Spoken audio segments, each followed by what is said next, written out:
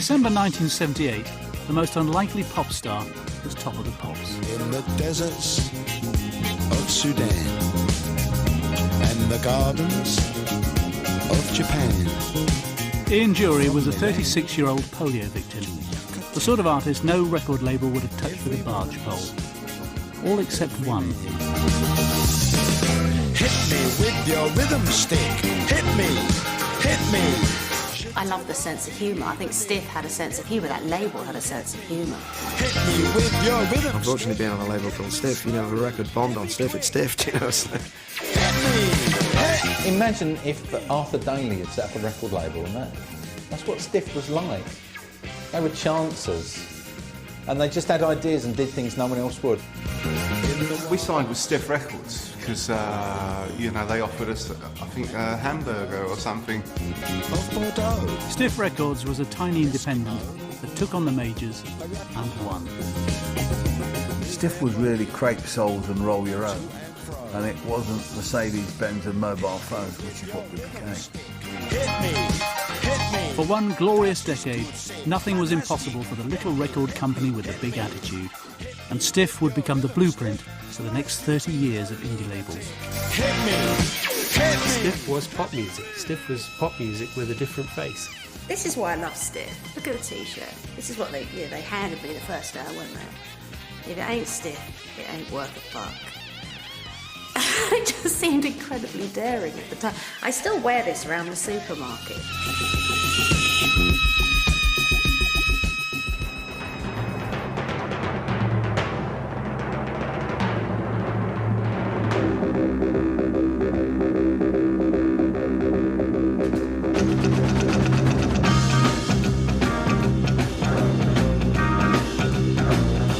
By the mid-70s, rock music had become a monopoly run by corporate record labels stocked with a tired mixture of progressive acts and glam rock.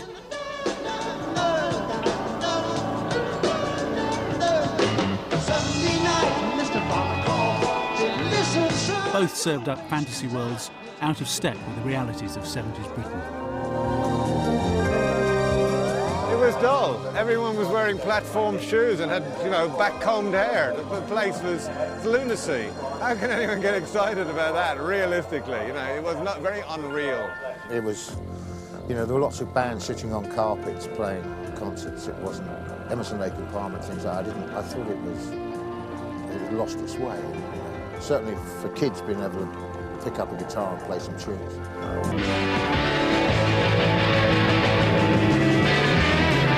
But in 1975, an underground music scene attempted to reclaim rock and roll for the real fan. Instead of stadiums, it was backstreet pubs. And instead of endless solos, it was 3-minute salvos of lo-fi R&B.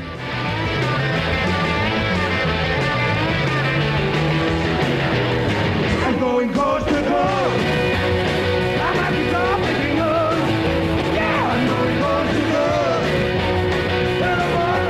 coast. Pub rock delighted beer-swilling fans, and for the musicians it was a welcome return to their roots. It was a sort of reconvening of a lot of old mods, like I had been in the 60s, who had been seduced by hippiedom and had realised they'd made a terrible mistake. And up until the pub rock scene came along, they didn't have anywhere to go to reconnect with their people. Woke up this morning in a steady shop. The scene was based around a small circuit of sweat-soaked London boozers, such as the Kensington, the Dublin Castle and the Hope and Anchor, where you could almost touch bands like Ducks Deluxe, Brinsley Schwartz and a certain Ian Dury's Kilburn and the High Roads. And the cocktail round.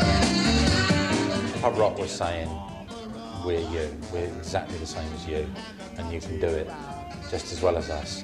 And pub rock, coming from Essex, was astonishingly accessible. There was the Eddie and the Hot Rods from around our way, the Feel Goods were from around our way. Ian was always singing about Essex, he's from Essex. Another important factor about pub rock was the fact the artists themselves were quite accessible.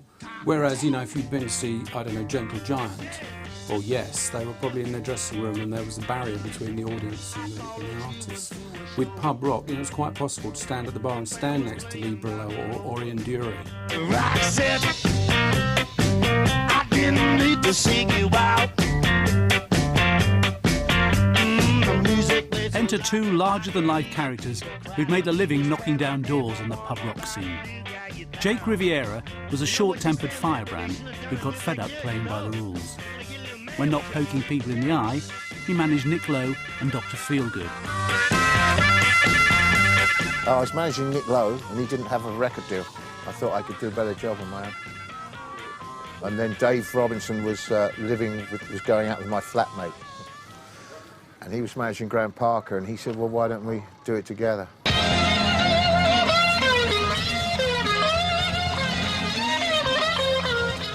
Dave Robinson was so long in the tooth, he'd tour-managed Jimi Hendrix in the 60s. He'd also managed Ian Dury, Brinsley Schwartz and Graham Parker, and had aspirations to become a player.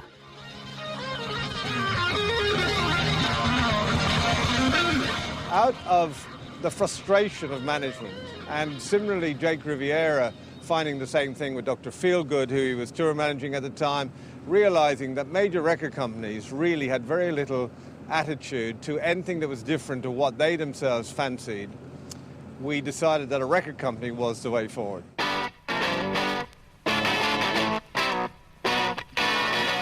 Dave provided the business premises, which also handily doubled as his squat, and Jake provided the dosh by hustling a loan out of Dr. Feelgood's lead singer.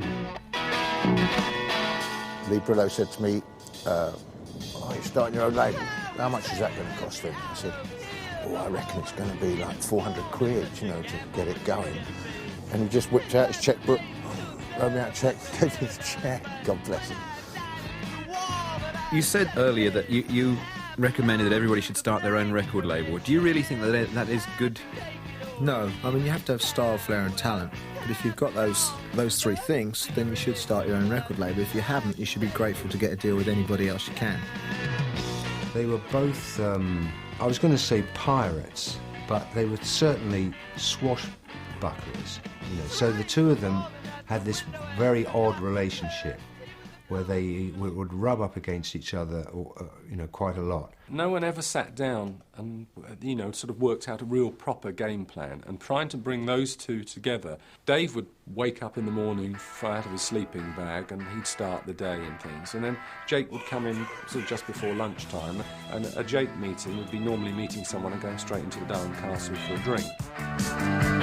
Amidst the chaos, the bare bones of a record label were emerging. The pair's first signing was major label reject Nick Lowe. Jake had also recruited maverick design guru Barney Bubbles to provide the label with a visual identity. All that remained was to find a suitably provocative name for their new baby.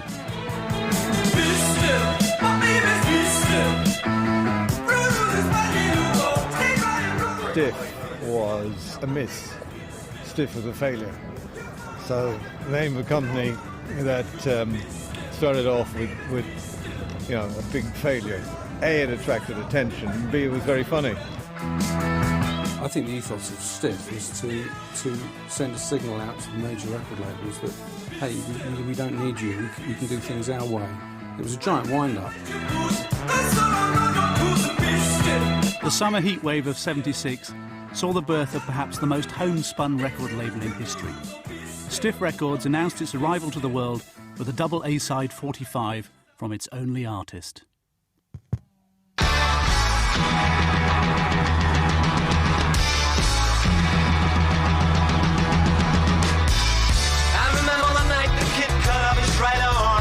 I certainly did have these two tracks that seemed to have a sound, you know, that was unusual, and we thought would be a good place to start. The first single, Nick Lowe, who'd been the singer of Brinsley Schwartz, you know, this is now 1976. He's been trying since 1970. You know, Nick's a loser on a big scale by now. So to start your record label with a single by this guy is a statement of some kind.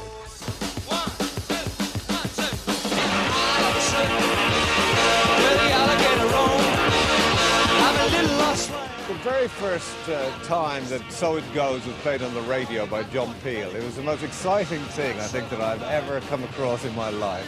We were still managing. We were managers with a small record company on the side. You know, it wasn't take over the world time yet. Stiff's first release heralded a new wave of classic rock and roll. Unfortunately, nobody bought it. So they cast the net around the old pub rock scene and the music press to see what else they could turn up. Started a radio show on BBC London, and I started getting demos from people. And one of them was a little 5-inch box of reel-to-reel tape by somebody whose name was D.P. Costello on the outside, 5 songs. And I really thought his voice was wonderful. Blame it on Cain. Please don't blame it on me. Saw this article in a little news item in Melody Maker, and said that Stiff Records, it was an unusual sounding name, was opening up, and Nick Lowe was their first artist. Well, I'd known Nick since 1972. He was the first person I'd ever knew personally that was in a professional group. I took a day off work, I went sick, took my tape, and it was only a few stops on the tube from where I was working, and I went, and this sort of hippie girl opened the door, and I left the tape and went away not thinking I'd ever hear from her again. I'd probably never see the tape again. Didn't have lots of copies. I had my return address on it. I had a couple of copies of this tape, so I was looking to get it back. He was in a band called Flip City. They'd opened for Chili Willy and the Red Hot Peppers, some pub rock gigs. So I knew him, Nick Lowe knew him, and he popped in with the demos, and I went upstairs and listened to them. And the original idea was to sign him as a writer. And then the more we listened to the tape, we suddenly thought, wait a minute, there's something going on here which is really pretty good. Romeo was restless, he Phoned was him up, ready to kill. shoved him in the studio with Nick, and off we went. Juliet was waiting with the safety net. Said, don't bury me because I'm not dead yet. Why don't you tell me about the mystery? Elvis wasn't the only unlikely hopeful to come knocking at Stiff's door.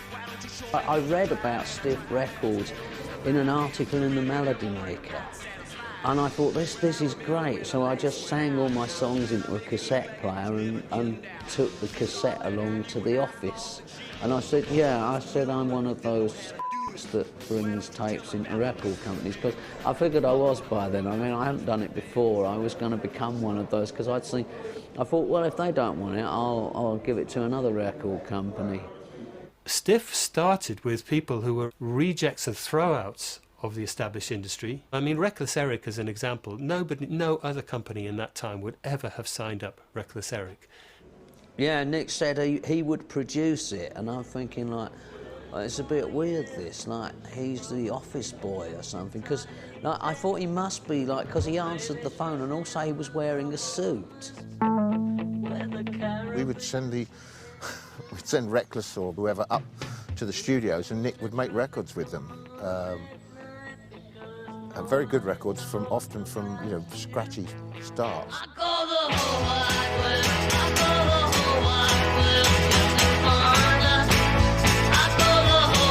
But I listened to Eric's tape, and I heard that song, The Whole Wide World, and I just thought it was really sensational. I thought I could just hear how it should go.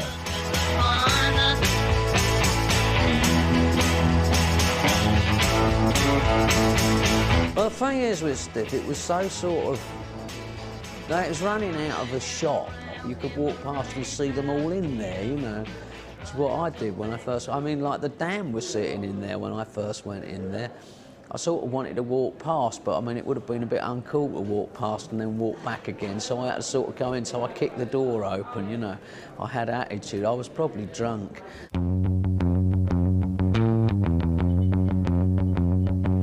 That same summer, a musical bomb was about to explode across town. Punk retained the low fidelity of the pub rock scene, but dispensed with oldies, beards and beer in favour of teenagers, speed and gob. Punk were kicked off me. Punk kind of felt like ground zero. Deliberately, it felt like the beginning of this whole new thing. And everyone wanted to feel that way. And then, genuinely, people seemed to find it an actual threat to the status quo and to the social equilibrium, which it wasn't. Of course, it never was going to be. It was a bunch of kids with guitars and, silly haircuts. And that's all it was. Punk was new. So new it wasn't yet on vinyl. And Stiff, the label for industry has-beens, happened upon a bunch of youngsters called the Damned and signed them on the spot. Pub rock, complete load of old cobblers, and I don't know how it ended up on a pub rock label, to be quite honest, but we did. Stab your back, stab your back, stab your back, stab your back, stab your back. In true Stiff style, the band were quickly packed off to record. It was the era of swanky studios with state-of-the-art recording technology, and Stiff had their own version. Pathway Studios were a lock-up, basically, in Stoke Newington. And it was a tiny place about the size of a garage with an office above. It was boiling hot in the summer and freezing cold in the winter, so you had to get the work done as quickly as possible so you could get out of there. I think the album took us 2 days. One of the songs we did was New Rose. The main riff, which is, how's it go?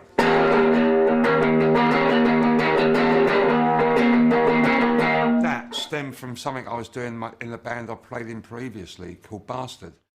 Is she really going out with him?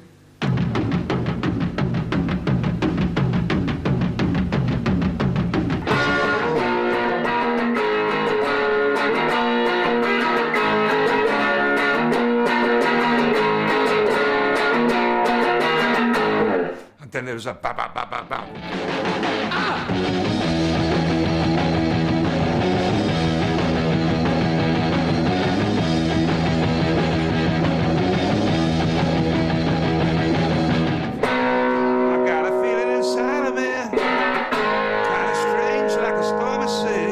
Just repeated that and back into the thing. There you go. I got a new rose, I got a good.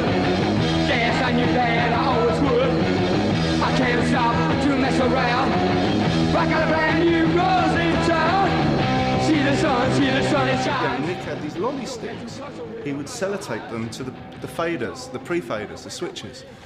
And that's how he got the that kind of rhythmic thing. I got a new rose, I got a good. Yes, I knew that I always would. But yeah, lolly sticks were a very important part of that session. I remember hearing New Rose on the John Peel show. John Peel once again was about the only place you could hear this sort of music being played and thinking, this is incredible, because part of me responded to it as though it was an old record. You know, it's so catchy, you felt like you'd heard it before. Oh, I should I don't deserve somebody this great. I remember when Anarchy in the UK was finally released, you know, and somebody bunged it on a record player, and we just sat around laughing, you know, because it was so slow. We thought they missed the point a little bit. I got a feeling inside of me. It's kind of strange, like a stormy sea. Stiff accidentally invented punk rock in the UK, releasing the first punk single and album, and the Damned's debut LP hit the top 40. Not bad for a little label's first long player. The album, which I just about played to death, was just. I remember thinking, well, this is it. This is the greatest time a person could be alive. This is the Renaissance properly. Never mind art and painting. This is it. You've got the Damned having their photograph taken covered in custard pies, releasing records. This is it. Fantastic record. Unable to press it fast enough, Jake and Dave were left with no option but to collaborate with the enemy and get a distribution deal with a major. Stiff had truly arrived. But who was going to build on this success? D.P. Costello? I remember the time when he came into the Stiff office in Alexander Street to do his audition for Jake and Dave. And as he walked out, you know, they said, the guy's a genius, but what the fuck are we going to do with him, you know? That image, you know, it's just appalling. So for the next couple of hours, there was a brainstorming session, you know, copious amounts of cider was drunk, you know, and it was like, well, let's get him a pair of, like, glasses, you know? Sure, he doesn't wear glasses, but get him some big glasses, like, you know, the guy out of Thunderbirds, you know, and we'll still... A stupid name, right? Elvis, yeah, and everyone started laughing. Elvis what? We'll acknowledge that Jake had, you know, many of the ideas. I don't know whether the Elvis name came from him or Dave or a combination, just a brainwave. Let's call him something that makes people really get startled, you know, and of course it works. I don't even hear the name anymore, you know, most people call me by my initials. But it obviously was very effective, but if you think about some of the names you could have got lumbered with in 1977, I did fairly well.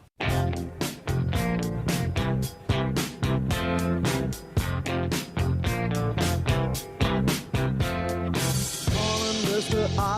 I remember being quite appalled by just about everything at the time. You know, the idea that this guy was made to A, look like Buddy Holly, and B, take on the name of Elvis Presley. I mean, that name Elvis, the only person most of us had ever heard of called Elvis was Elvis Presley. To sort of assign it to somebody else, I literally physically found it difficult to use that phrase, Elvis Costello, for a long time.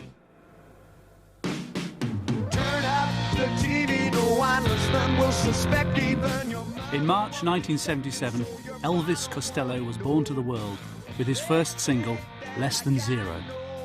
Unfortunately, that's all it sold.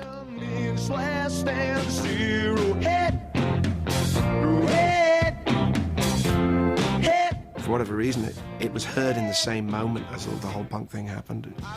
Next thing I know, it was getting, in some places, sort of bracketed with it, because it was on this label that had a bona fide punk group, you know, the Damned. Oh, we the Damned, we're a punk band! Not only was Elvis bracketed with punks, he was touring with them and soon living the rock and roll lifestyle. He drank a bottle of Pernod and he didn't realise how strong Pernod was. And he collapsed on the back seat of the coach. We tied his shoelaces together and and he didn't wake up. So, oh, right, OK. So we got the ashtrays and we were sticking fag butts up his nose and emptying them in his mouth and like down his trousers and all this stuff. Still didn't wake up. So we thought, oh, right, OK. So Rat got his lighter petrol for filling his Zippo and went right up his legs and down the other side and everything. We set fire to him and that woke him up and he woke up, he went... Although the Damned didn't take Elvis that seriously, the media were beginning to. We got the word that we'd been called to play Top of the Pops. The record was just hovering outside the charts.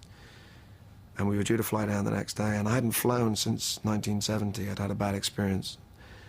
And I had to get on the plane, and then they announced there was a plane strike. And so, you know, I don't know where they got the money from, but they raised the money to get a private plane. But, you know, literally, it was a rubber band kind of job, you know, 2-engine, 6-seater. And I thought, this is definitely Buddy Holly here. Here's a brand new sound from Elvis Costello. Fortunately, Elvis landed safely and became the first stiff artist to appear on Top of the Pops with red shoes. I used to be disgusted. I try to be amused. I don't think Red Shoes even made the top 30. Unfortunately, being on a label called Stiff, you know, if a record bombed on Stiff, it stiffed, you know, so, and it didn't do anything at all. Having done the round of clubs and made the first appearance on Top of the Pops and still not had a hit, I'd pretty much given up. I don't think I was going to get anywhere then. Frustrated with Elvis's reception in the UK, Jake Riviera turned his attention to the US and getting Elvis and Stiff a deal with an American label. CBS had a convention and Jake Riviera said, right, I won't do my Jake impersonation, said, right, Elvis, you get down there, take the guitar, take a battery-operated amplifier, stand outside and play your new album, My Aim Is True, and don't leave until you get arrested. And placards were made saying, come and see Elvis. And I played with my battery-powered amplifier outside the Hilton in Park Lane. Whatever caused them to panic, the Hilton called the police and the police mobilised the anti-terrorist squad, such as it existed then. And they weren't best pleased to find it was essentially a publicity stunt.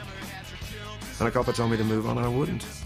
And we went through this comical dance where he would say, you're obstructing the pavement, so I'd walk to my left and he'd stand in front of me. And I thought, no, actually, you're obstructing me. And then I go to the right, and he said, you do that one more time, I'll arrest you. So, of course, it's like, there was no way I was going on his face, you know. And he hauled me off to jail. It was so ludicrous. Really helped stir Sony up and CBS as it was in those days, and helped Elvis get his deal in America. You know, and we got in the nationals and all that sort of thing. But it was probably one of the best stunts that Stiff ever pulled.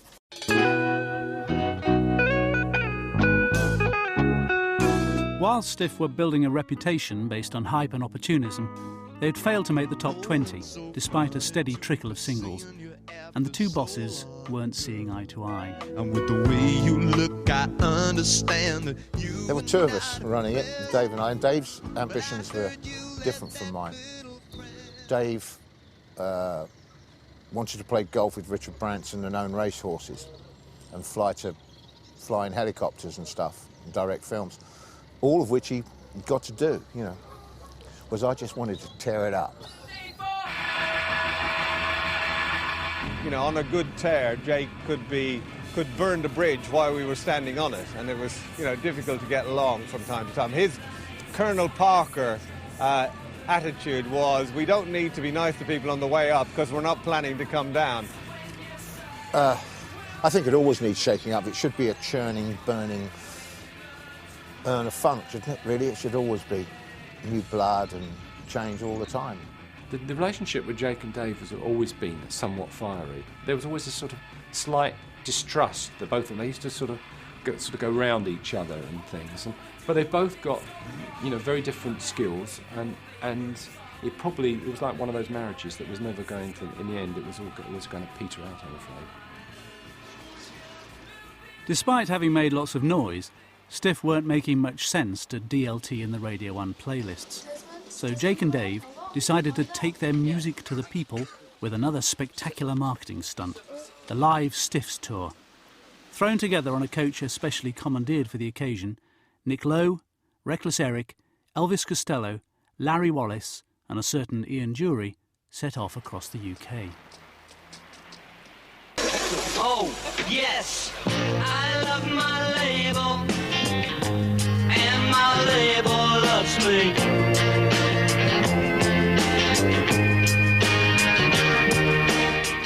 In the late 50s, early 60s, there were things like the Stax Review, where you'd have Sam and Dave, Otis Redding, Wilson Pickett, yada yada. One set of amplifiers, one drum kit, no messing about. One group comes on, the next one. And Jake said, we're going to put on a review just the way it was. I don't care what you want. Nobody could say, oh, I really want a golden amplifier. You plug into a box, you turn it up and you play. And that's what the whole thing was about. So I sang a song. Where a group would come on, do 3 songs, a compo would come on, quick change of equipment, on the next week, bang, bang, bang. And that was the idea of the Stiff Tour. There wasn't time to think about it. There wasn't time for the audience to even think what was happening. Before you know, if you went to the bar, you missed it. And it was the first time anything like that had been done, which was great, really. I mean, value for money as well. It was really cheap to get in. And we were all on the coach, we were all getting 50 quid a week. Everyone was equal, and it was fantastic fun, really good fun.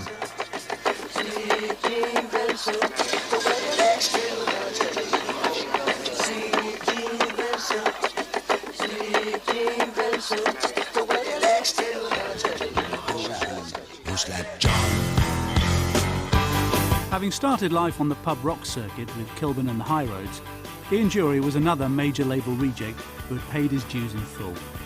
An unlikely candidate for pop stardom, Dury was a 35-year-old disabled former art teacher. I remember saying to Charlie after we went, I thought his head was too big for his body. I didn't realise he had polio. And I remember saying to Ian, one of the first things I said, is your head a bit big for your body? And he said, yes, because I've got polio, look. And he just took his stuff off and showed me. And I went, oh, right, I get it now. I don't think I've ever seen or known a more unlikely pop star. Ian was very fragile, you know. If he fell over and broke a leg, which was easy because his bones were very brittle, then he'd be out of the game for like a few months. So it was important to keep an eye on him and keep near him and look after him, which I did. Couldn't believe that he had the bollocks to go out and say I'm a front man, which was brilliant, you know, didn't he? Yeah. I mean, to go out and say, you know, I'm on stage here, I'm the front man, I'm the showman of this band. The first thing everyone saw was a raspberry, you know, and they're thinking, well, what's this raspberry walking up on stage for, you know? But it worked. He was brilliant. He's a genius, really.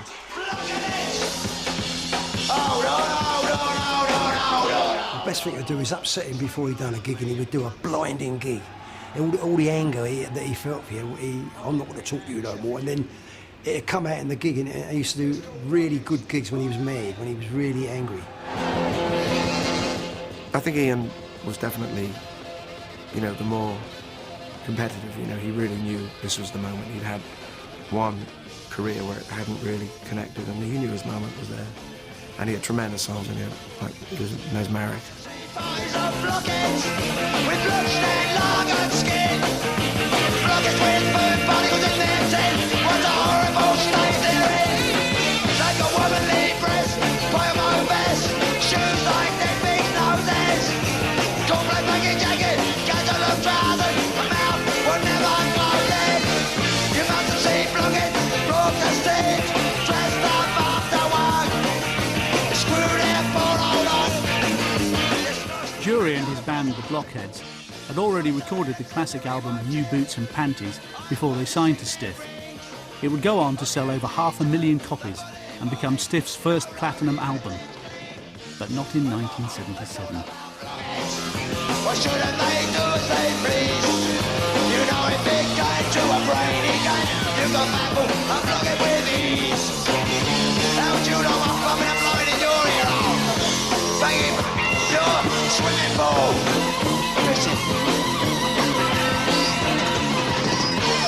Finger brain blockhead, up to the choir, black and orange. For the whole of October 1977, the 5 acts were cooped up on one coach, as it ate up the miles between the major British universities.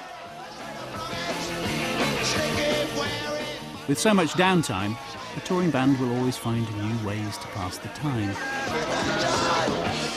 Multiply this mayhem by 5, and you have the live Stiffs tour.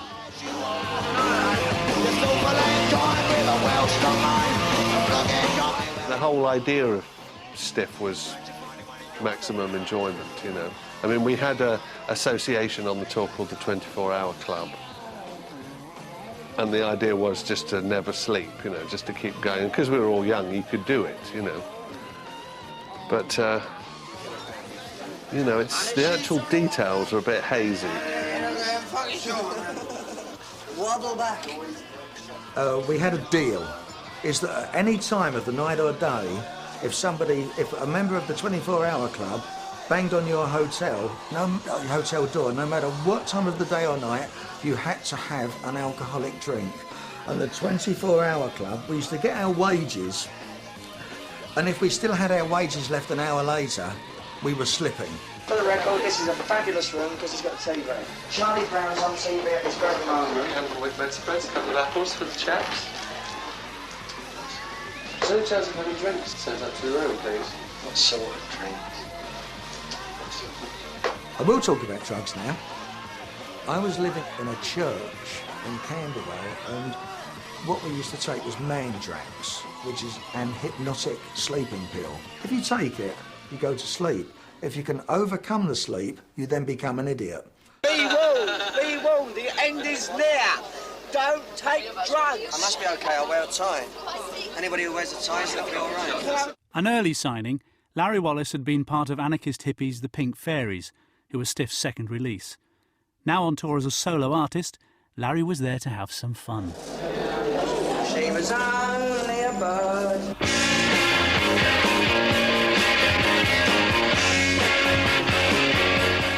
I was watching Angie Dickinson in Policewoman on my Sony Trinitron with Mandrax. And this car came roaring through the street, wah, wah, wah, wah.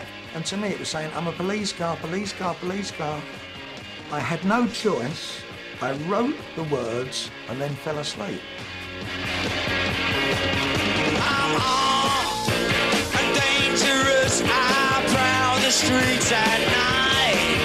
I howl when I get the scent. I turn on my flashing light. I sit in the shadow, waiting for a bite.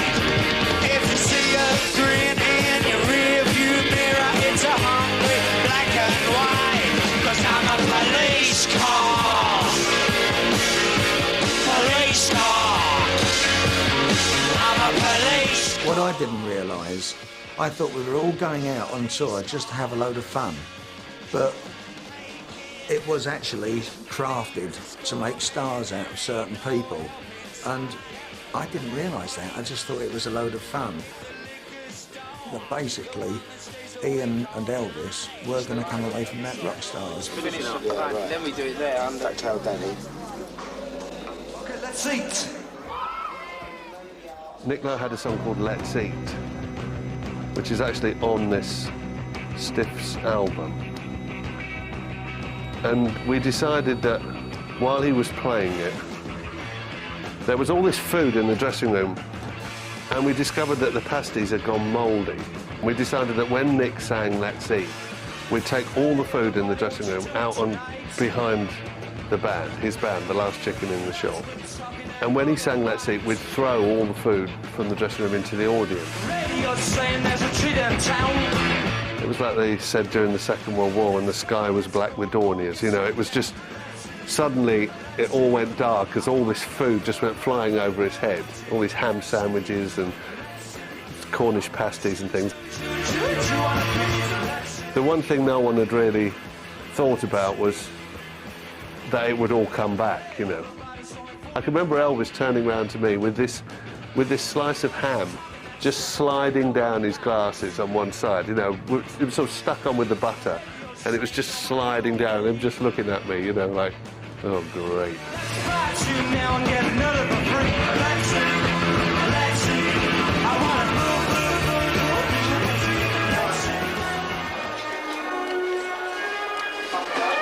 Not everybody on the bus was doing it for kicks. There was at least one ambitious guy in the camp. Having already released an album to critical acclaim, My Aim Is True, Costello's next single was planned for release whilst on tour. But Elvis had had enough. I didn't really know what I wanted. I was drunk out of my mind most of the time, you know.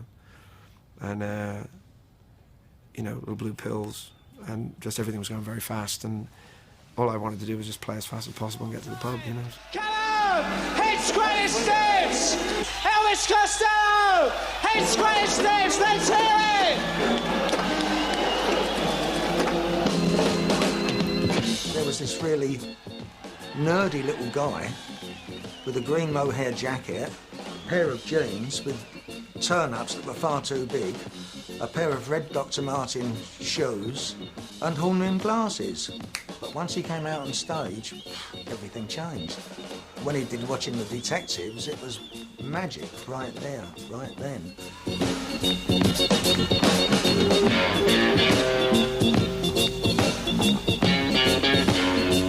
Watching the Detectives heralded Stiff's breakthrough moment in the singles chart, becoming Stiff's first top 20 hit.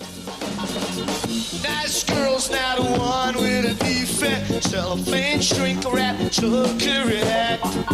Red box and their eagle legs. She looks so good that he gets down and fix. She is watching the detectives. Oh, you're so cute. Watching the detectives. Oh, well, they shoot. The idea is we would rotate. The first couple of nights, that's the way it went. You know, we might open. And of course, the nights that, particularly that Eric closed, it was a disaster. My guitar doesn't work. It quickly worked out that it just didn't work to rotate the entire bill. So they ended up rotating the opening act and then rotating the headliner after a couple of nights. There was a bit of competitiveness between who should be last on the bill. Yeah. You know, between Elvis and... But it was rotating at first, It and then was. it kind of ended up, halfway through the tour, it ended up with Elvis or us either being the last.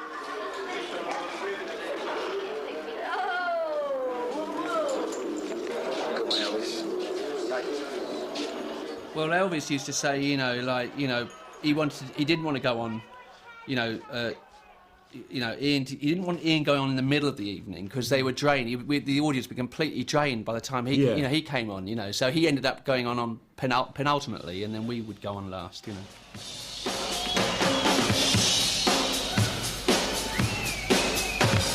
Humphrey Ocean, where are you? Come and dance with us.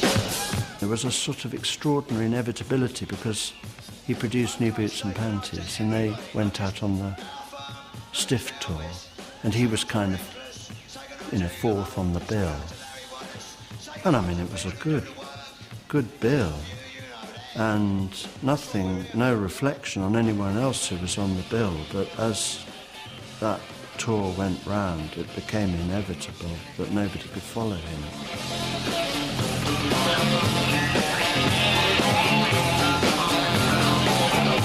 People were kind of bewildered and didn't know what was kind of,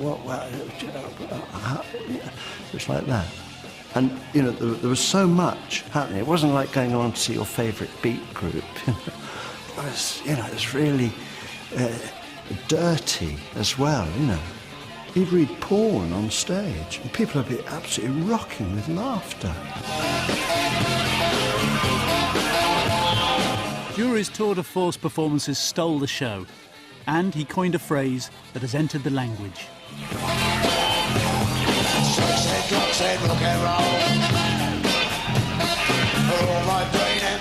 It soon became the climax to every show on the tour, with all the artists joining Jury on stage, including his somewhat reluctant rival. Come on, Nicky! Elvis! Take your silly ways, I'll throw them out the way.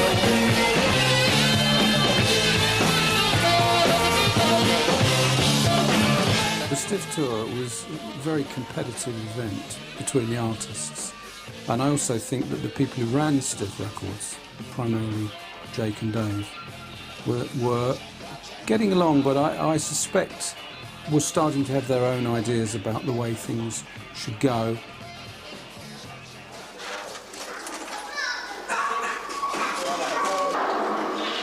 Despite being an artistic success, the Stiff Tour was a financial failure, losing tens of thousands of pounds. For a fledgling label with limited resources, the tour had been a gamble Stiff could ill afford to lose. And worse was to follow. Dave and Jake just couldn't get along, and the time had come for Riviera to take drastic action. It was a total shock, totally out of the blue, when we were in the middle of negotiating a very, very decent deal. In actual fact, it was going to set us up for the next 5 years, really, where we were making a deal with CBS as was, now Sony as is now, and they were really hot to trot. They really liked Elvis. They liked Nick.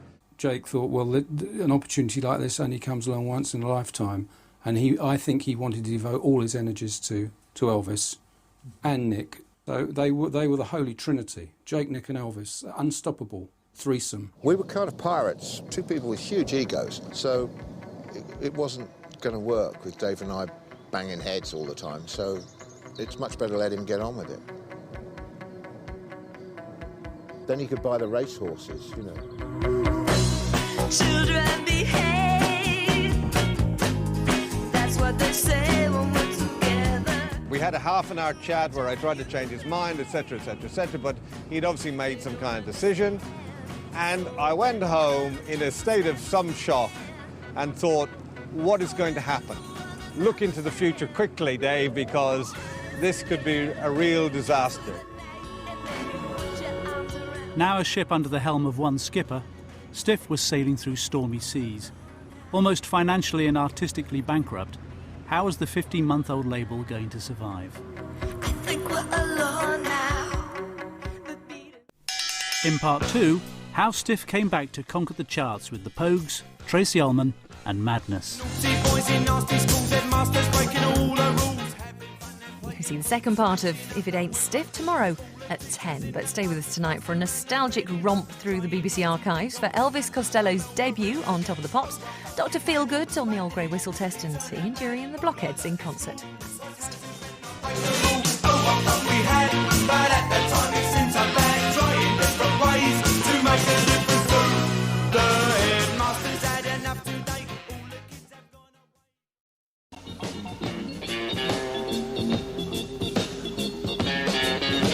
Stiff Records was a tiny independent label formed in 1976 by two managers from London's pub rock scene, Jake Riviera and Dave Robinson. Signing artists that no major label would touch with a barge pole, in its first year, Stiff gave the world Ian Dury, The Damned, and Elvis Costello. But in late 1977, Jake Riviera left, taking Elvis and producer Nick Lowe with him. With the heart ripped out of Stiff, the pressure was on Dave Robinson to find a new direction.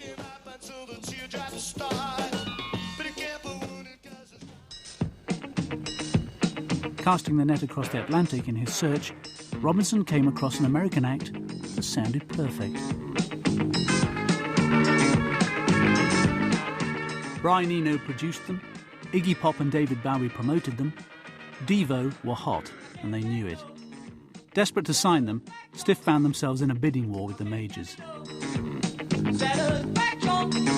Before we got a record deal, of course we were approached by every snake in the world, promising a lot of weird things and then pulling them away. And we were then in that bidding war stage where you're the new girl in town, every guy wants to fuck you. We took our do-it-yourself ways and went with Stiff to get distributed in Europe. And of course we were sold a bill of goods that these guys were outsiders, they were cool, they wore like establishment suits, they were on our side, they didn't live high on the hog, therefore they weren't charging you for everything, therefore you'd make money quicker and keep more of your money. And what's funny is it was just like pigs in hippie clothes. Really, Stiff was supposed to be something that they were touting that they were interested in. In reality, they were very American and they were after the Reddies. To steal a march on the competition, Stiff licensed 3 singles for release in the UK: Jocko Homo, Be Stiff and Satisfaction, and they attempted to woo the reluctant band. You remember we brought them over on tour and they whinged from the moment they got off the plane. They just whinged. They got what every Stiff artist got. We didn't do anything special for them. And they whinged. And I realized that I really didn't fancy having him. You know, I like elephants, but I wouldn't like to own one. Unimpressed with Stiff's less than 5-star treatment, Devo went with the money and signed to both Warner Brothers and Virgin in a big bucks deal. Stiff were out of their depth. Of course, when suddenly bands like Devo come up which are exactly like a Stiff band, they can go to another record company for 5 times what Stiff can pay them. It's all over. It's all over. Unable to afford the hotshot act, Robinson decided that Stiff would get revenge by creating their own American stars. With typical Stiff élan, there wouldn't just be one firebrand, there would be 9. All unleashed on one compilation album, and to cap it all, they would all hail from the same obscure city that had spawned Devo: Akron, Ohio. Well, Akron's an ex-industrial town specialized in making rubber tires and preservatives, prophylactics, rubbers. And at the time when Stiff came around to dig up what was going on, the town was already past its peak. What was going on in the recording scene, there were a lot of musicians in the area without any kind of possibility, because it was the era of corporate rock. And it was either an enormous swimming pool and cocaine-filled Los Angeles environment, or nothing. Cobbling together an album out of local acts such as Jane Eyre and the Belvederes, The Waitresses, Rachel Sweet, Rubber City Rebels and Chai Pig, Stiff released the Akron compilation, complete with a scratch-and-sniff rubber-scented cover, in an attempt to bring the flavour of the authentic industrial Midwest into the British pop charts. But it didn't sell. And we have a big meeting in the office because the album isn't selling.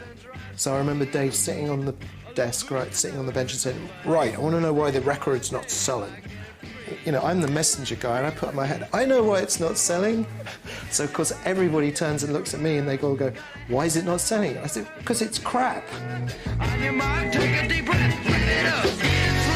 I think everybody was interested in the concept, you know, this was the new Liverpool, or the new Manchester, or the new Seattle. Yeah, Akron's where it's at.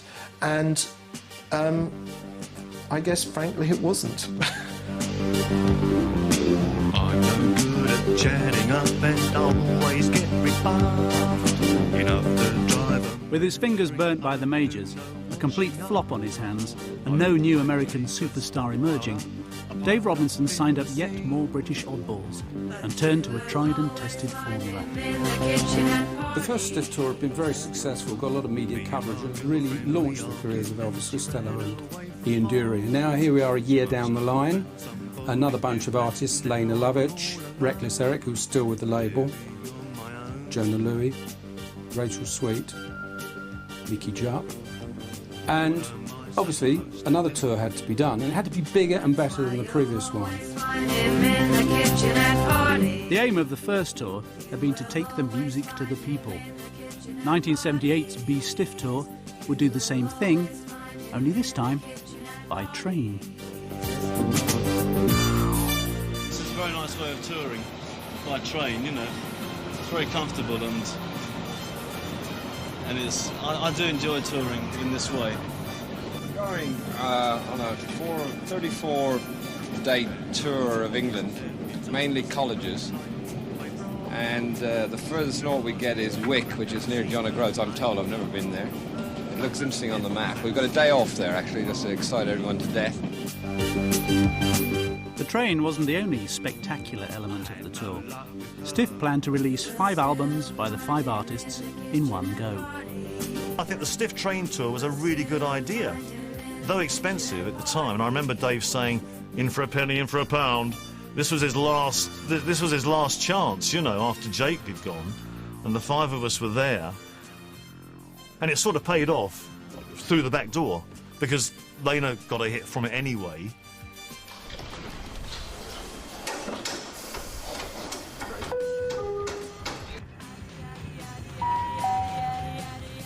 This train is for London King's Cross via Cambridge. Lucky Number was probably one of the first songs that Les Chappell and I wrote together. Like most of our songs, it was just about a feeling. And, well, maybe because we didn't know very much about writing songs, we didn't have a proper chorus. At least that's what Dave Robinson said. Instead of a chorus, we had a sound.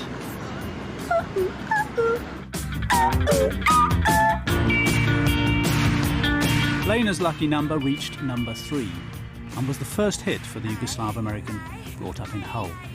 Another music industry outcast, she'd finally found a home at Stiff. It's hugely exciting, and I was so happy because I've always been a bit of an outsider all my life, and for one time I felt I was part of a family. It's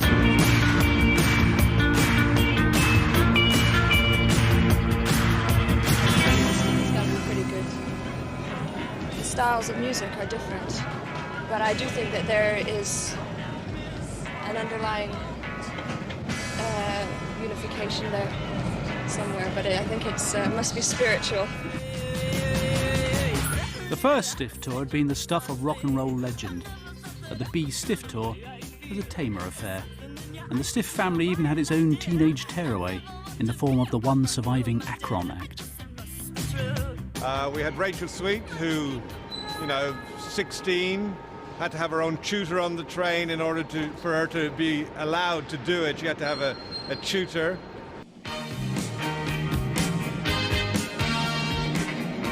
I take my schoolwork on a tutor along with me. Baby, oh baby. I love touring, I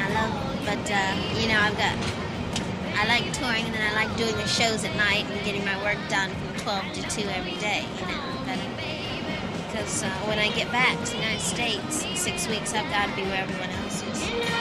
And of course we had Reckless Eric, who was, from the first tour, the kind of continuation from the first tour, who was supposed to, I think, tell everybody how good it was going to be. But actually, I don't know that he had a great time. And actually got a bit whingy halfway through it. I had to speak to him somewhat sharply at one point, They tried to kind of do a cosmetic version of the first Stiff tour, which was absolute Sodom and Gomorrah, but the second Stiff tour was kind of get into the station, they give you half a can of flat lager, far through few streamers around and say try and make it look like you're having a party.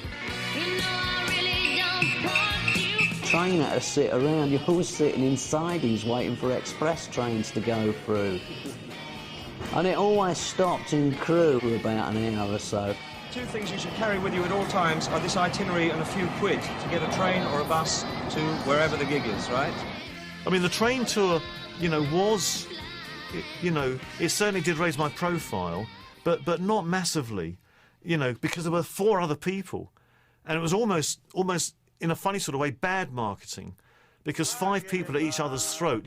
If it had been one person, you'd have 5 times the amount of PR. So all of us had not enough PR to get anywhere.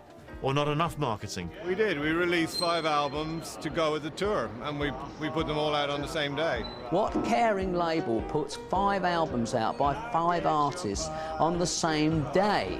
You know, I don't think a record company had shipped 5 albums for a tour going out at that time before. So there was a lot of uniqueness to it. Anyway, in my mind. They're not going to be able to promote those artists. They were blatantly promoting the record label. They had no respect for the artists whatsoever. Did Dave tell you he bet the whole company on that tour? It was expensive, but it wasn't nearly as expensive as people imagine. I think that train went out for something like 200,000 quid, or something enormous. And they literally bet the company on this marketing scheme. The tour was a commercial disaster. The train cost a fortune, the records didn't sell, and not for the first time, the hype eclipsed the artists. With no money in the coffers, dissent was growing in the Stiff roster. Stiff changed at this time. Suddenly, it wasn't kind of like we're poking fun at everybody, being rude to people and upsetting people and stuff like that. It was suddenly play the game. All the people that we were taking the piss out of were suddenly working for the label. You know, they're the enemy. Well, not the enemy exactly. They're the sort of like, they're what you're kicking against. Like, you're having a laugh because these people are taking it serious, but suddenly there they are. They're in the building. I always remember ringing Dave once. I always remember it. Ringing Dave from the studio. We had a problem at the studio. I'm calling Dave, and Annie says, he's just out on the pavement beating a damned up. And I went, what? Oh, they want some money, so he's out in the street with a baseball bat with him. And I thought this was a joke. And it wasn't a joke at all. He'd gone outside to have a fight with him over the royalties. Brilliant. It's absolutely true, and I did draw it from time to time because, you know, I would get physical abuse, and I would get physical threats made to me by managers and or artists from time to time. Dave the lovable rogue. Everybody used to have a joke about Dave because he never said the word fucking. He said pockin'. He was an Irishman. He said pockin' musicians. Dave had an expression. Musicians, pebbles on a pockin' beach. He had complete disdain for musicians. Pebbles on the beach. Well, there was an attitude from time to time. Obviously, you do get cynical about the artists from time to time, but the bottom line was that even in those periods, you still supported them, and they usually came around. And one of the artists Dave had staunchly supported through thick and thin was about to give back the biggest reward of all.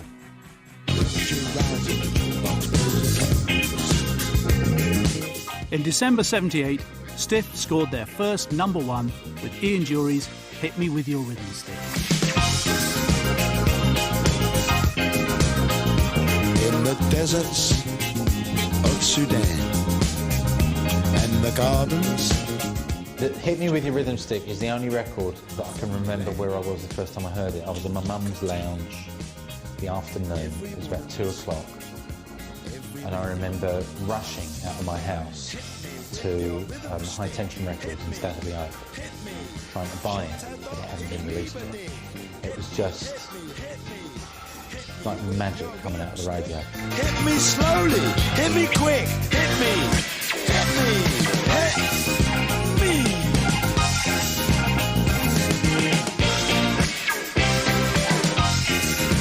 Well, of course, it comes out, and suddenly it's it's part of the, you know, it's part of the culture. Almost instantaneously, people say, "Yeah, hit me with your rhythm stick, man." Yeah, well. So suddenly it's climbing the charts, and he's going to be on top of the pops. And suddenly, the number came out, and we were number one, and it was fucking great. It was brilliant. I mean, it's like, yeah. Hit me with your rhythm stick. Hit me, hit me. Das ist gut, say. Well, it's for Hit Me With Your Rhythm Stick to make number one in the British charts, if you listen to it now, it still sounds an extraordinary record. It's got the most abstract sax break in the middle of it. You know, it's like free-form jazz there. You think, what's going on?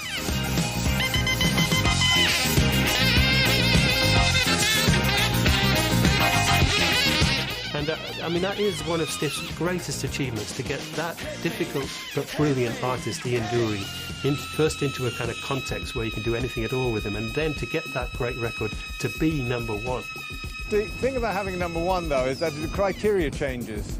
Thereafter, you're looking at that spot quite a lot. Up until then, the top 10 was a very exciting place for us to be in, top 20 even.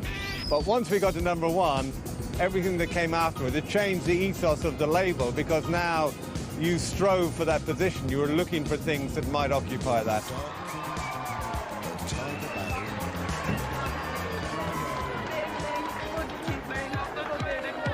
By 1979, the world around Stiff was changing. A new age of greed, glamour and ambition had arrived. Punk rock had run its course, and new technology was invading music. Synthesizers and videos were the order of the day. Stiff was really crepe soles and roll your own, and it wasn't Mercedes-Benz and mobile phones, which is what we became. So when we were, you know, ducking and weaving and dodging and whatever gimmick David set for everybody to achieve, I think that's when we were, you know, it was the best. We had to meet the enemy a mile away. Thunder in the air and the sky turned grey. Despite the new age, Dave stuck firmly to his rock and roll roots. With Ian Dury and the Blockheads having peaked, a third tour, dubbed Son of Stiff, set off around Europe, plugging a new rash of bands that might have done really well a couple of years earlier. Now, nobody wanted to know. Well, the big carrot for us was, he said, "How do you fancy doing a world tour? We start in 3 weeks." I said, "Yes, please."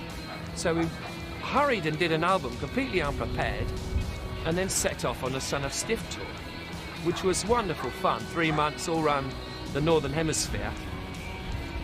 It was real and hard. And you should have seen some of the gigs. Unfortunately, not too many people did. And once again, the tour emptied the Stiff piggy bank. Well, there was always a crisis.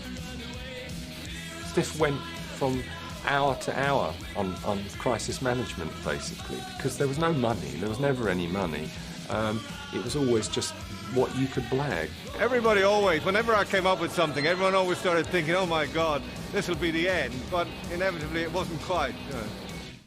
I mean, it was a constantly sinking ship, you know, which never docked, and they were constantly just putting tar over the leaks, hoping the damn thing would stay afloat. And it's a wonder it stayed afloat as long as it did, frankly. You know, and we never had, you know, with the exception of Madness, that one act which really just paid all the bills constantly. Modelling themselves on Idol's Ian Dury and the Blockheads, Madness were a 7-piece collective from Camden Town caught up in the two-tone scene. Word of mouth meant that they packed the Dublin Castle to the rafters every night, and the race was on to sign them. Yes, our first serious interaction with Dave Robinson was that he asked us if he was interested in the band. He'd heard about the band, but he hadn't seen them, and wondered if we'd do a kind of showcase at which various other Stiff artists would be at. What he didn't tell us was, in fact, it was his wedding reception, and really all he'd done is got a free band. One step beyond. Although it did seem to, at that time, kill two birds. I could see the group, and I was having trouble finding somebody for the wedding reception. I don't think my wife has ever forgiven me, though, about having them there. I don't think so. It was brilliant, though, because everyone was there. Ian Dury was there. Yeah, Elvis Costello, who... Was it his birthday? I think we grabbed hold of... We gave somebody the bumps. Was it him or Ian Jury? I can't remember. You don't give Ian Jury the bump. No, you don't give that. Two-tone was a short-lived ska craze, and there was no guarantee that Madness would be anything other than a flash in the pan.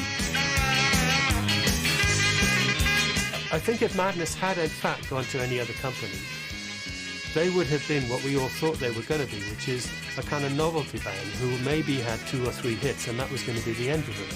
They had, what, like 20 hits that we can all still remember the words of? I mean, that was an extraordinary thing. Extraordinary for them, but extraordinary for Stiff. I mean, that is the definitive great relationship. They were great songwriters, and they did mirror the social life that they had been brought up in which they lived. And that is a great band. You know, that's the kind of folk music, real folk music. Like the Beatles were to Liverpool, Madness were to London. You know. Madness and Stiff surprised even themselves by virtually taking over the British charts. The Nutty Boys had a ready-made Jack the Lad image that appealed to kids and grannies alike. And Stiff had its own secret weapon for spreading it, the music video.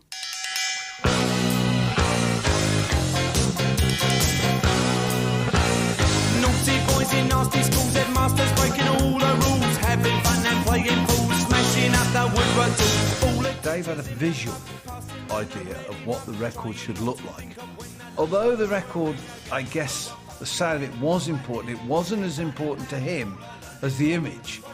Like with the Madness, they just added a real different dimension. I mean, there are moments we all agreed that sometimes the videos were better than the records, and so they both, kept things going, And it was a great feeling, that, actually. You would be walking down the street and your video had been on top of the pops the night before, and it did feel like something had happened. People look forward to the videos, There was a lot of fans of Madness videos. All the companies, all the programs were fans, and they all vied to get an exclusive, even though they didn't know what the next record would be. They didn't know what the next video would be. So, as a marketing tool, they were exceptional.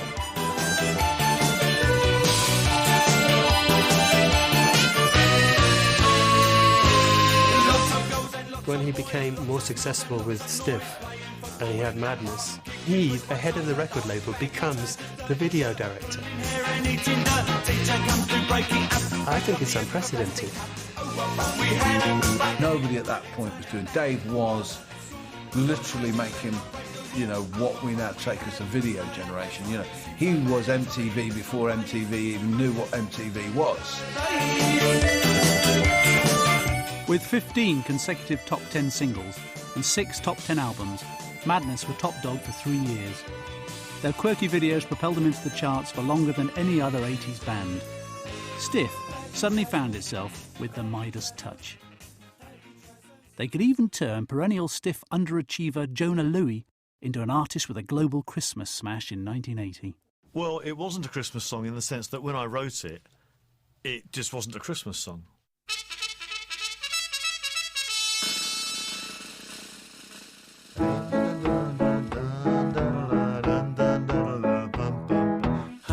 Churchill comes over here to say we're doing splendidly, but it's very cold out here in the snow, marching to and from the enemy. Oh, I say it's tough, I have had enough, can you stop the cavalry?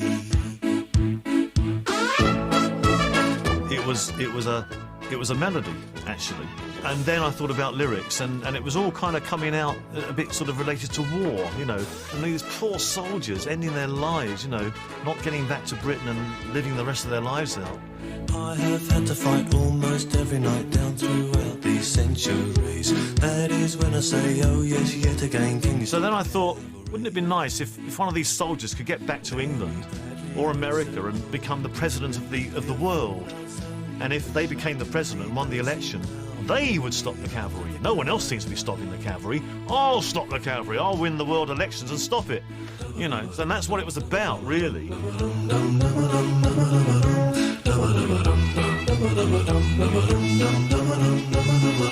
Wish I was at home for Christmas.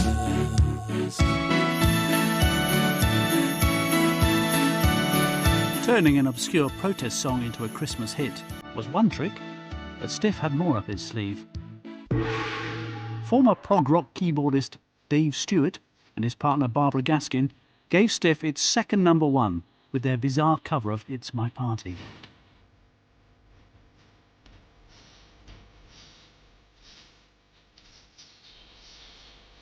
Pretend you're happy when you're blue. It isn't very hard to do. And you will find... Stiff could even breathe life into the most faded star, turning glam rocker Alvin Stardust back into a top 10 act. Remember, anyone can dream. Depending on your viewpoint, Stiff had either lost its way or founded a golden age of pop. They could sell anything. If a record came out on Stiff, I would buy it.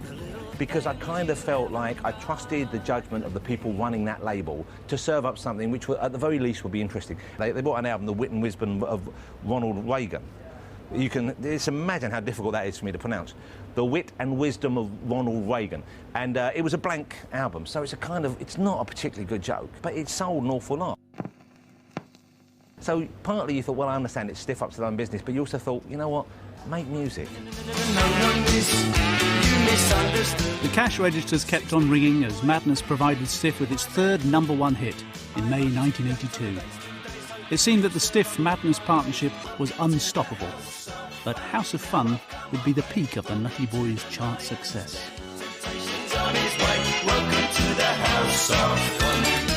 Dave always thought Madness should be Madness, a wacky, fun-loving young kids that make everyone get up on the dance floor and dance. It's a fair point, but we needed to develop as musicians. We couldn't go backwards. But Madness didn't want to tour. They didn't like leaving Camden Town, and that was always a problem, and their ambition didn't want to leave Camden Town.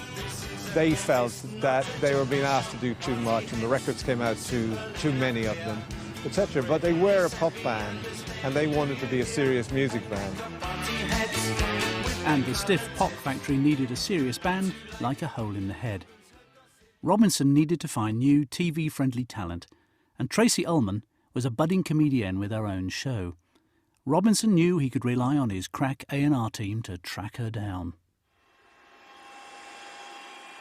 One day I was at my hairdresser's and Dave Robinson's wife, Rosemary, leant over and said, "Do you want to make a record?"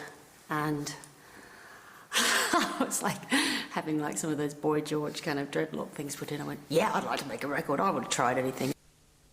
But the Tracy Ullman videos were just fantastic.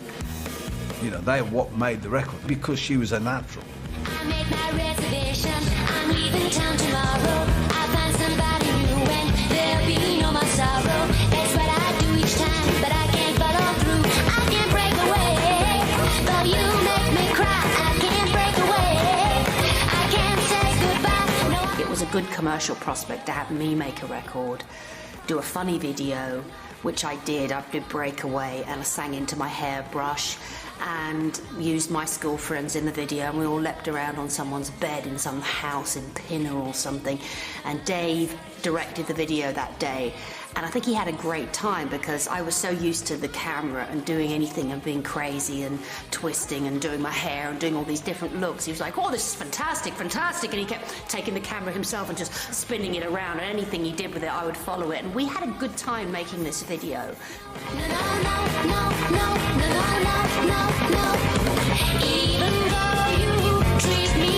Now, Dave had a nasty habit. He had a habit that drive all the record producers that worked for him balmy. He sped everything up, okay?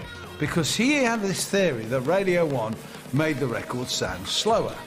Now, we had a fight with Dave for 2 years, and we'd had a couple of hits by now with Dave.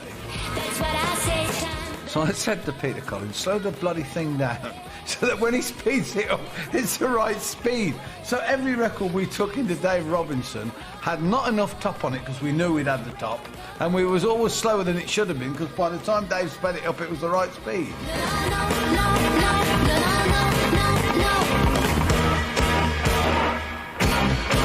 I sound like a little girl anyway when I sing. So, I mean, it was like, I made my reservation, I'm leaving town tomorrow. You go, we need to make it faster. I made my reservation, I'm leaving town tomorrow. I said that, but I remember, and then he said I sounded like Minnie Mouse on Hulu.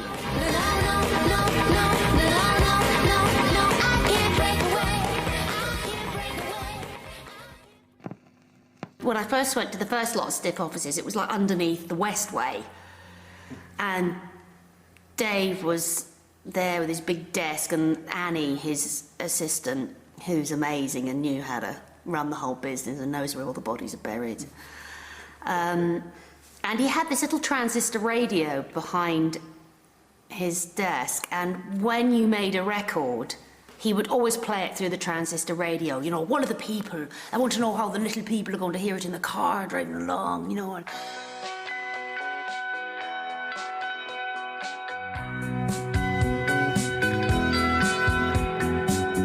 Stiff's winning formula for female artists was to do 60s covers, but Tracy was getting bored, so she turned to Stiff's own back catalogue for inspiration. And I loved Kirsty MacColl's song, They Don't Know. And it's one of those songs you play it once in a car, and then I just couldn't stop playing it, and got obsessed with recording it. Because Kirsty wrote great girl songs with middle eights. She'd had released They Don't Know a couple of years earlier, and it was a different sort of version. I think it was quieter and it hadn't been as big a hit as I thought it should have been. What Stiff would always do is they make major labels look like idiots, because someone like Kirsty MacColl comes along, who's just a genius, the best voice of her generation, the most amazing woman songwriter, and, you know, little label tucked out there, and it just goes, we'll sign out.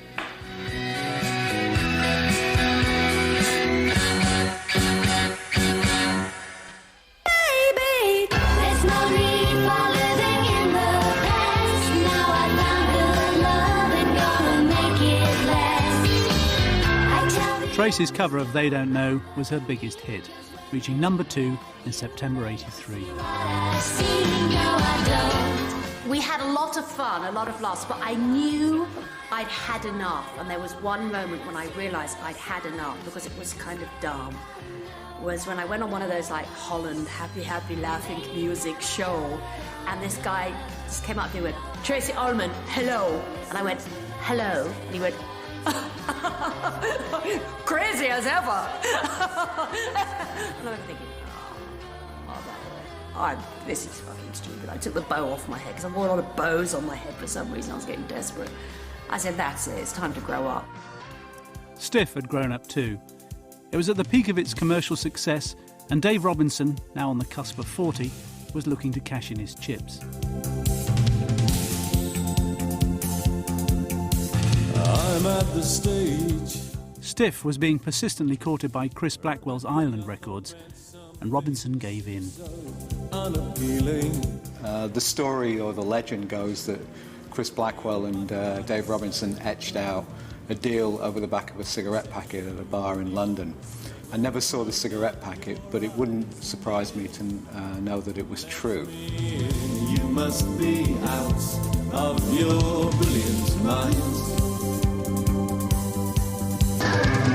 You must be out. The deal was for Island to buy half of Stiff, and for Dave to run the two companies side by side and build them into a giant.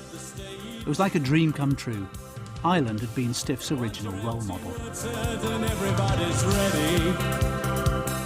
And so the combination of those two people, one an out-and-out talent dude, and the other one just a maverick marketing guy, should have gone on forever. Well, I think that, when Dave went into Island had been a one-man record company. Really, Chris Blackwell. What Dave went in there, and he added all the tricks and the vitality of Stiff to Island. I mean, yes, they've broken U2, but nothing the way that Dave broke U2.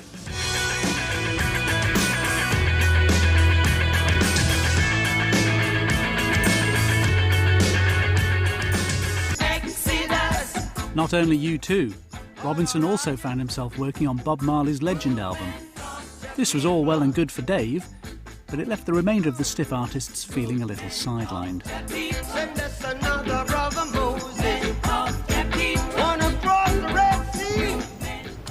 Every single day that we were signed to Stiff Records, you used to just walk into the office and you just walk through the doors, down the corridor and into Dave's office, and you say, "All right, Dave, are you busy? Are you free?" And he'd either be talking to someone else or he'd just go, "Come on in." Obviously, that is an unrealistic situation in the modern world, and Dave happened to have to join the modern world, so he used to get to a reception. I mean, a reception? What's a reception? I mean, I don't think Dave himself was very happy in the corporate role, you know. And it was something of the stuff we'd really thankfully avoided, you know, in the early days of not wanting to go with a corporate label. Suggsy, he said to Suggsy, "I'm running a record company and not a museum." That sort of hurts a bit. But he still kept the baseball bat underneath his table. When Dave came in, the first thing he actually did was to remove all the potted plants from the room. And this entailed a whole fleet of people coming with vans and lorries to take all the potted plants out. That was in the morning. In the afternoon, the same people came back with the yards of wire and these tannoys, so that Dave could contact you at any moment in time. He even put him in the lavatory. Nothing was going to get in the way of the master plan, and Robinson set about his revolution like a ruthless dictator. 84 would be Ireland's year, and then 85 was to be my year back at Stiff, building Stiff back up, and with both companies now in harness together. Ploughing his energies into Ireland, Robinson neglected the Stiff label, and the hits started to dry up. And suddenly we didn't have a lot of acts. The Pogues had not hit at this point. They were interesting, but their first album did 5,000, so it wasn't like we had, you know, a new madness. I met my love by the gasworks wall. Dreamed a dream by the old canal. Kiss my girl. The Pogues were Stiff's last hurrah, and a return to the beery rock and roll roots at the heart of the label. Dirty old town. You know, I mean, Dave, like, you know, he saw it straight away, yeah? You know what I mean? You know, Stiff was the only label which came to hundreds of gigs and saw thousands of people going nuts, right, yeah? Right, yeah? And queues round the door outside, you know what I mean, yeah? From the streets of light, dirty old town, dirty old town. We were going with them as long as they kept going, yeah? However they were going to do it. But Jimmy played harmonica in the pub where I was born. The artist who had started it all, Elvis Costello, returned briefly in 1985 to produce the Pogues' second album, Rum, Sodomy and the Lash. But Jimmy didn't like his place in this world of ours, where the elephant man was strong as next and he had too many powers. So I sad to see the grieving of the people that I'm leaving. He took the road for God knows in the morning. Andy from the group sort of the title, yeah? Which is a quote from Churchill, yeah? All the Navy need is rum, sodomy and the lash, yeah?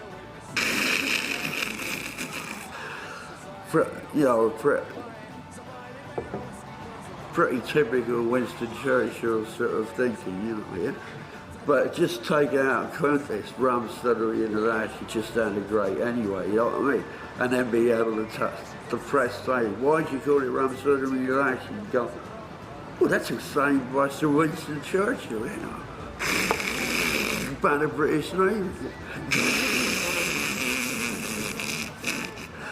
Yeah. That was cool. And we had a league on a boat for that, yeah. We walked them to the station in the rain. We kissed them as we put them on the train. And we sang them a song, the ties long gone, all we need a week to sing. But the Pogues' success came too late, as 2 years of neglect finally caught up with Stiff. The one thing I regret probably is getting involved in Ireland. It was a mistake, and trying to help them out of their financial and other problems at that time kind of dissipated some of my energy for Stiff. In 1986, the inevitable finally happened. Stiff collapsed with debts of more than £3.5 million.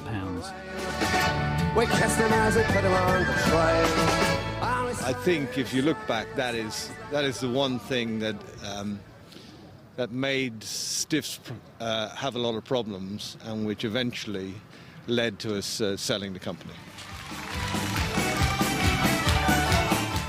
The label that put punk on vinyl, gave the world Elvis Costello and Ian Dury, and dominated the charts in the 80s with Madness, lived fast, died young, and left a beautiful corpse. Stiff gave the music business more than just music. It became the template for the next generation of major and independent labels alike.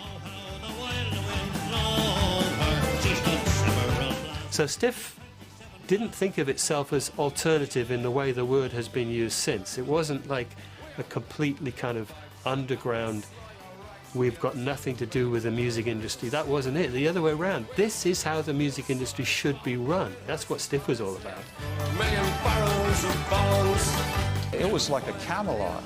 I mean, everybody really felt like they were a part of an upheaval, of something dangerous, of something new, of something that was beyond making money.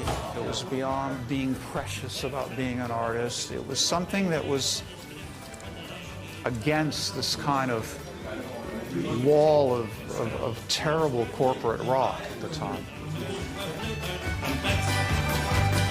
Stiff, I think, will always hold a very special place in the hearts of anyone who lived through that period, just because they were unique, because it was individual, and it had characters behind it, and their characters carried right through into the artwork, into the music, into the little scratchy bits on the inside of the record. You know, it carried right through. You picked up a Stiff record and it was like almost gaining access to a secret members club. I think Stiff left behind a generation of people that, in the record industry, which is sadly coming to an end now, a generation of people that didn't know how to say no. I look back to leaving Dave because I wanted to do my own thing, finding two guys stuck and aching and believing I could take on the world. That's what Dave handed to me. Dave wasn't a genius, and as far as I was concerned, if Dave could do it, I could do it.